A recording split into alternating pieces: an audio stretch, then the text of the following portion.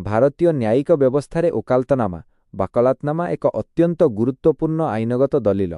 जड़े नुआ एडवोकेट भावरे एहार वैधता एवं प्रयोग विषय जानिबा निहाती आवश्यक। ओकालतनामा कौन?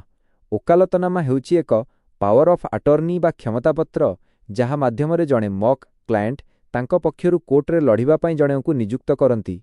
एहा बिना जड़े वकील कोर्टे वकीलंक पई कोनोसी आवेदन करि परिबे नाही।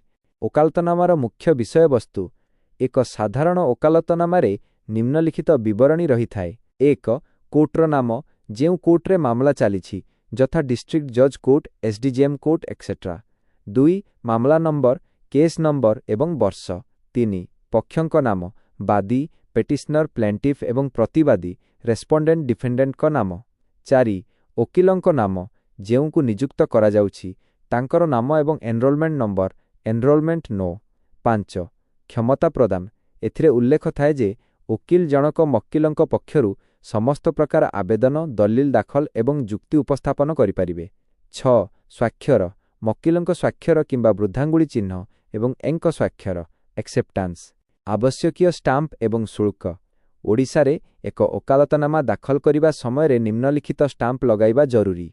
कोर्ट फी स्टाम्प कोर्टर नियम अनुजाई निर्धारित मूल्यर stamp. Advocate welfare fund stamp वकील कल्याण पांठी पई उद्दिष्ट स्टाम्प साधारणतः 50 किंबा नियम अनुसारे।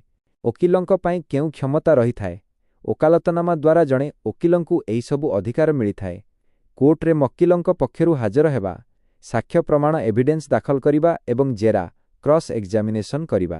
कोर्ट बाहरे मामलार आपोष समाधान कंप्रोमाइज पई आवेदन करिबा जदि शर्त थाए। कोर्टरु कोनोसी दलिल बा डिक्रीर सर्टिफाइड कॉपी ग्रहण करिबा। ओकालतनामा केबे शेष हुए?